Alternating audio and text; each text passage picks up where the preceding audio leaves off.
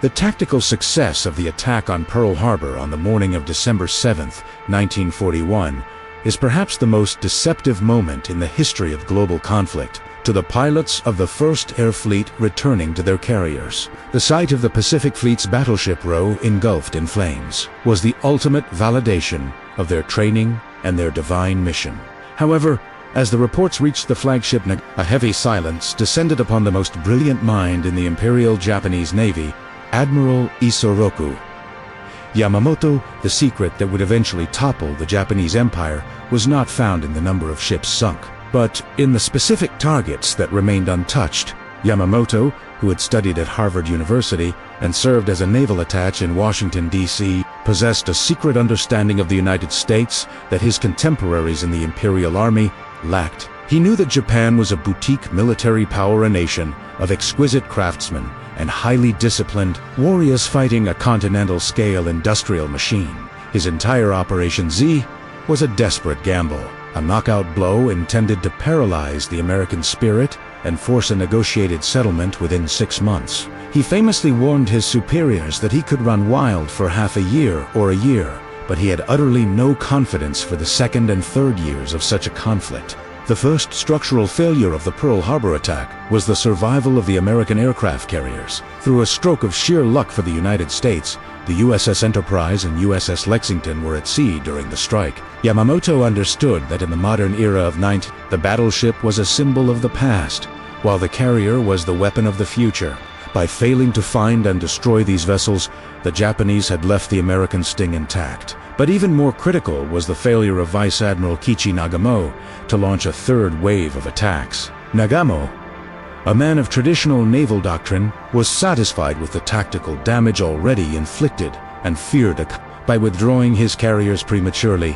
Nagamo left the vital infrastructure of Oahu standing. The massive oil tank farms containing the fuel that powered the entire Pacific Fleet were ignored. The submarine pens, which would soon become the most lethal threat to Japanese merchant shipping, remained functional.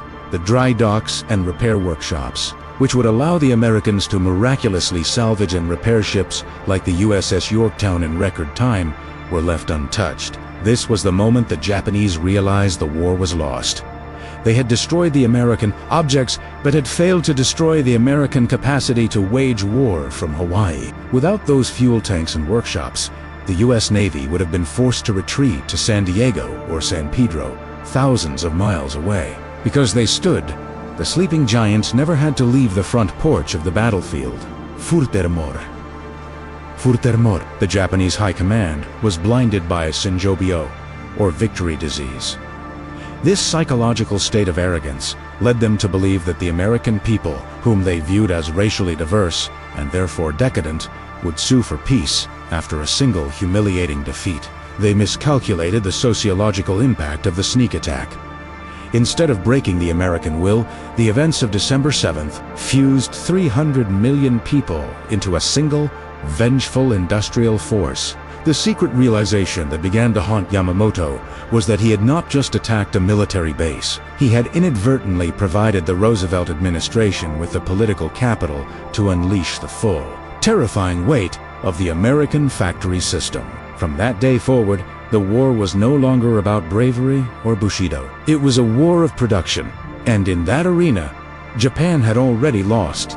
By early 1942, the secret anxiety within the Imperial Japanese Navy's planning rooms began to crystallize into a terrifying statistical reality. While the Japanese public was celebrating the southern operation and the fall of Singapore, the logistics officers in Tokyo were looking at production spreadsheets that told a story of inevitable doom. Japan's total steel production in 1941 was approximately 6.5 million tons. In contrast, the United States was producing over 80 million tons, more than 12 times the capacity of the Japanese Empire. This was the arithmetic of death that Admiral Yamamoto had feared. He knew that for every Zero fighter Japan, painstakingly built by hand, the American assembly lines in Wichita and Detroit were churning out 10 more, each progressively more advanced and rugged. The Japanese industrial philosophy was rooted in the concept of Kogeki Sesshin, or the offensive spirit, which prioritized high-performance weapons over mass-produced. This meant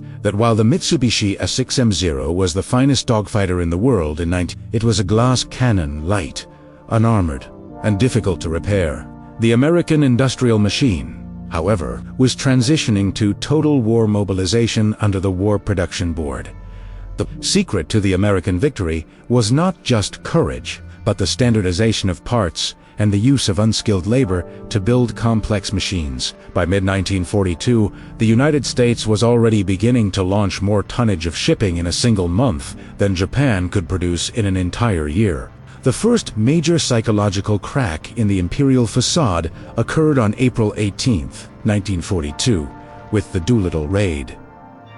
From a purely tactical standpoint, the raid was a pinprick. 16 B-25 Mitchell bombers took off from the deck of the USS Hornet and dropped a handful of bombs on Tokyo and other Japanese cities. However, the strategic and psychological impact was tectonic.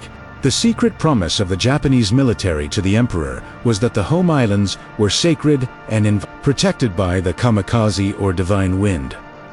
When American bombs fell on Tokyo, that promise was shattered. The Japanese High Command realized that the American aircraft carriers they had failed to sink at Pearl Harbor were now a direct threat to the person of the emperor. This Doolittle shock forced the Japanese into a fatal strategic mistake. Driven by the need to push the American carrier fleet so far away that they could never strike Tokyo again, Yamamoto hurried the planning for the invasion of Midway Atoll. This was a move born of desperation and loss of face. Rather than sound military logic, the Japanese diverted precious resources to a complex, multi-pronged operation that violated the cardinal rule of warfare: concentration of force. They were chasing a decisive battle because they knew that every month the war continued.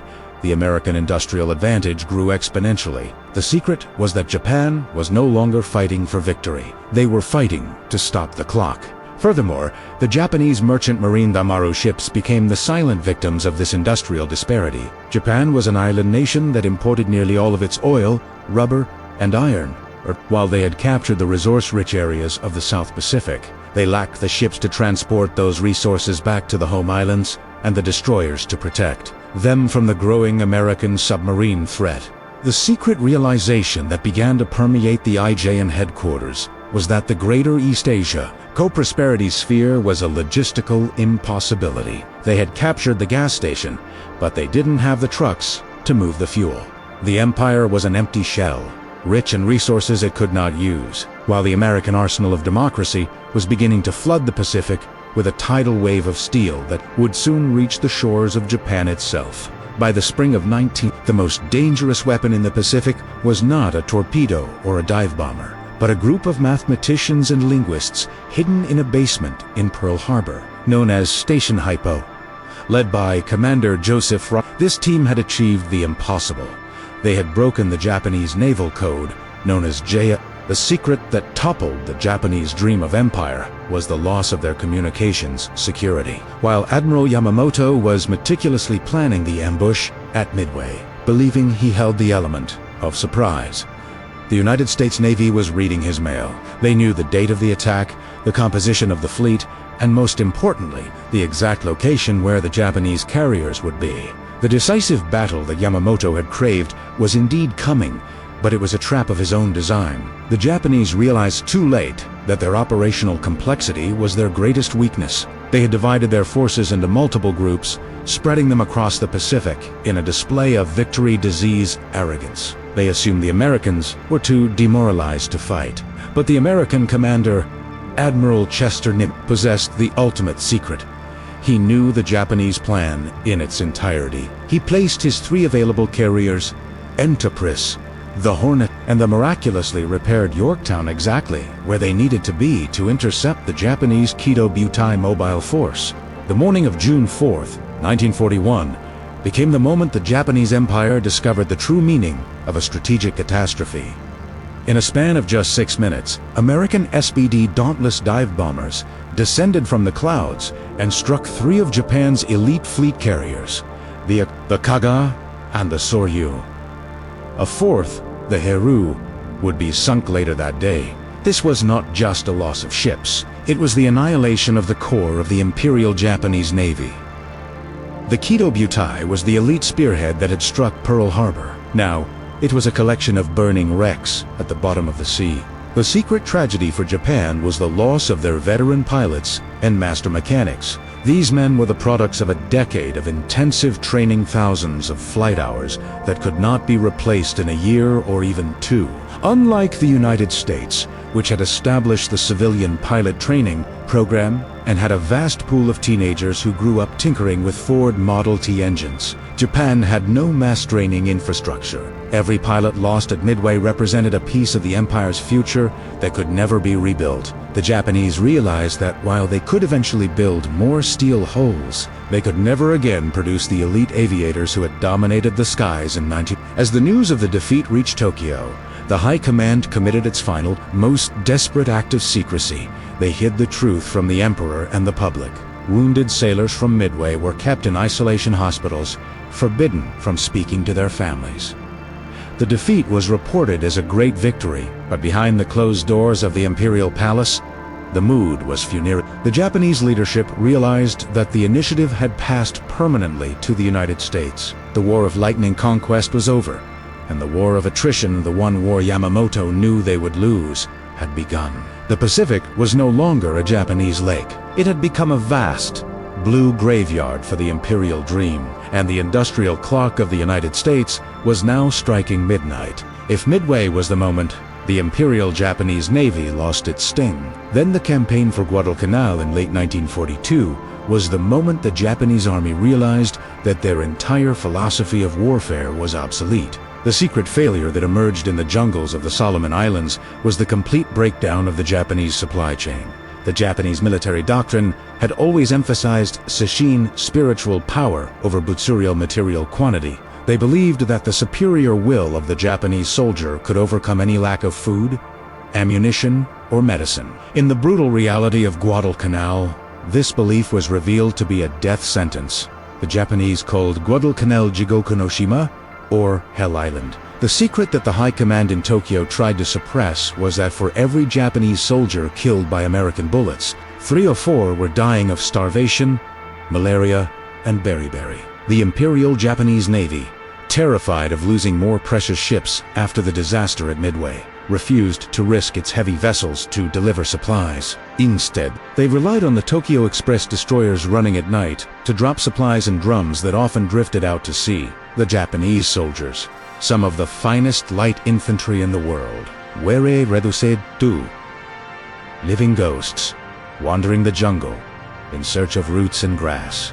This was the first time the Japanese encountered the full weight of American C-2 land logistics. While the Japanese were starving, the United States Seabees construction battalions were building airfields, docks, and refrigeration units. The American soldier was backed by an industrial tale that stretched all the way to the factories of Ohio. The secret of American success was the logistical tale for every combat soldier. There were several support personnel ensuring a steady flow of rations, medical supplies, and fresh ammunition. The Japanese, conversely, had a head without a body. They had elite fighters, but no systemic way to sustain them over vast oceanic distances. Furthermore, the air war over the Solomons became a war of attrition that Japan could not afford. The Japanese continued to send their remaining veteran pilots into a meat grinder against a growing number of American Wildcat and Corsair fighters. The Americans had learned from the early days of 1941 and developed Thatch weave tactics to negate the Zero's maneuverability. More importantly, when an American pilot was shot down, he was often rescued by an efficient search and rescue SAR network. When a Japanese pilot went down, he was lost forever. By the end of the Guadalcanal campaign in February 1943, the elite corps of the Imperial Japanese Navy Air Service had been virtually wiped out. The secret realization that gripped the Japanese leadership after the evacuation of Guadalcanal was that they were no longer fighting a war for territory. They were fighting a war of biology and physics that they were losing. They realized that the Americans were not the soft enemies they had imagined. The Americans were relentless, technically proficient, and possessed an industrial capacity that turned the Pacific into an assembly line of destruction. The Japanese realized that their empire was shrinking, not just because of defeats, but because they could no longer feed their own men or protect their own skies. The rising sun was beginning to set over the jungle canopy, and the shadows were growing long. By the summer of 1944, the secret technological gap that had been widening since the first day of the war finally reached a point of no return. During the Battle of the Philippine Sea, an event occurred that American sailors would famously call the Great Marianas Turkey Shoot. For the Japanese High Command, however, it was the final, undeniable proof that the Imperial Japanese Navy was no longer a modern fighting force. The secret weapon that destroyed the Japanese air wings was not just better planes, but a trio of American technological marvels: the Advanced Shipborne Radar, and the Proximity Fuse. The Japanese had entered the war in believing that the skill of the individual pilot could overcome any mechanical disadvantage. But by 1944, the U.S. Navy had turned aerial combat into a science. Using long-range radar, American controllers could detect Japanese strike groups while they were still over 100 miles away, vectoring swarms of Hellcats to intercept them long before they saw the American fleet. The Japanese pilots, most of whom were now poorly trained teenagers with less than 100 hours of flight time, were decimated. In a single day, Japan lost over 300 aircraft, while the Americans lost fewer than 30. The secret of the Invincibles era was dead. It had been replaced by a mechanical meat grinder. Even more terrifying for the Japanese was the introduction of the VT, or Proximity Fuse. This was a secret miniature radar set placed inside the nose of an anti-aircraft shell, allowing it to explode merely by being near an enemy plane. It rendered traditional Japanese evasive maneuvers useless. The sky above the American fleet became a wall of programmed iron. The Japanese realized that their traditional Bushido spirit was being defeated by vacuum tubes and radio waves. They were fighting with the tactics of the past against the electronics of the future. The realization that they could no longer even reach the enemy ships with conventional aircraft led to the most desperate and dark chapter of the war: the birth of the kamikaze special attack. Corps. The transition to kamikaze tactics was the ultimate admission of strategic failure. It was the secret confession by the Japanese leadership that they had lost the ability to win a conventional war. By turning their young men into human-guided missiles, they were no longer trying to win. They were trying to make the cost of American victory so high that the United States would agree to a negotiated peace. But this, too, was a miscalculation. The American industrial machine simply produced more anti-aircraft guns, more picket destroyers, and more carriers. The Japanese were sacrificing their future generations to buy a few weeks of time, while the American B-29 superfortress was already being prepared in the Mariana Islands to bring the war directly to the Japanese cities. The secret psychological state in Tokyo by late 1944 was one of collective suicide. The leaders knew that the oil from the south had been cut off by American submarines. They knew that their factories were being leveled by firebombing. They knew that the mathematics of defeat had reached its final equation. The Japanese Empire had become a fortress with no roof and no walls, waiting for an inevitable end. The rising sun had not just set, it had been eclipsed by a scientific and industrial power that the Japanese military, in its feudal arrogance, had never truly understood or respected until it was too late. By the spring of 1945, the secret collapse of the Japanese Empire had moved from the naval charts and production spreadsheets into the very streets of Tokyo, Nagoya, and Osaka.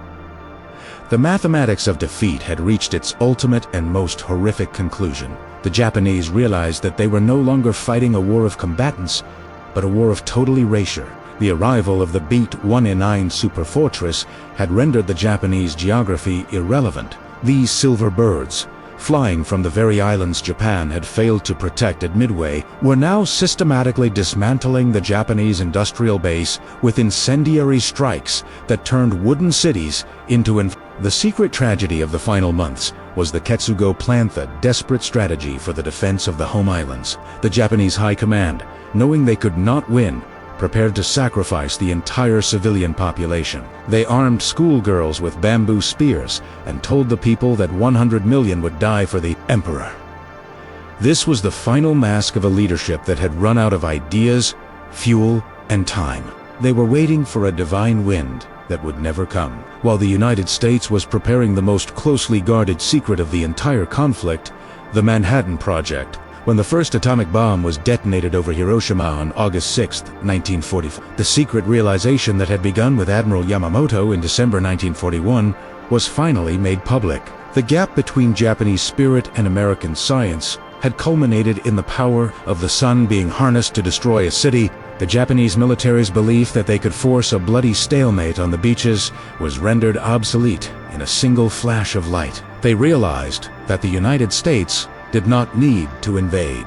They could simply erase the Japanese civilization from the air. The surrender of Japan on the deck of the USS Missouri, a battleship that had survived the very war the Japanese thought they had won at Pearl Harbor, was the finale, symbolic closing of the circle. The secrets that emerged after the war revealed a nation that had been economically and logistically dead for years, kept alive only by a rigid social structure and the suppression of the truth.